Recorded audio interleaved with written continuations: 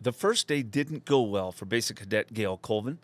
Even though she had 2 years of college under her belt and her brother was a graduate, she found her initial exposure, well, challenging.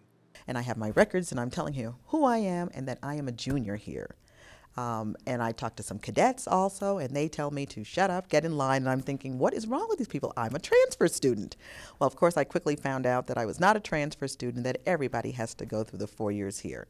Her day didn't get much better. So we get to this station, okay, I'm mumbling under my breath because I have to do 4 years here, and I'm thinking, okay, I'll get over it. I go to the beauty shop, and they immediately lob the bun off my head, and then they start to cut my hair, and I'm thinking, what happened? Despite the initial shock, Colonel Colvin found many opportunities at the academy. As a cadet, I got to do the glider program. I was an inner city kid from New York, something I would never have even dreamt of doing. But all those things just give you just a little more confidence in yourself and your abilities, and I think that came into play. As a cadet, Colonel Colvin focused on making it through each day, but each of the women in her class were aware of their historical role at the academy.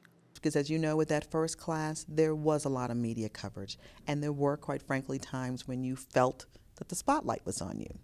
As the Vice Commandant of Culture and Climate, she is keenly aware of both the issues affecting and the strides made by women at the academy. Still some ground to be plowed a little bit. You know, we host women's forums. I get to speak at those and look at those. There are still some issues, but they're diminishing as the ratio, the percentage of women in the classes goes up. I see it being a little bit more normal in terms of the women can feel like they are allowed to be themselves and be strong at whatever, and good at whatever they are good at.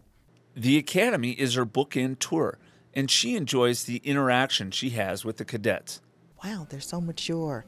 And they're serious about this, and they know what they're getting into.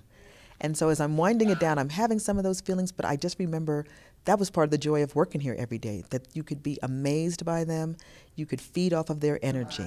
Her final thought as she moves towards retirement?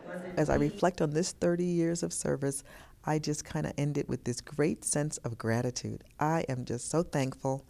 I feel it has just been a wonderful opportunity that I've had, and I hope the same for these cadets as they graduate, that no matter how long they stay in, they look back on their time of service and just be grateful for it. From the United States Air Force Academy, Colorado Springs, Colorado, John Zanone.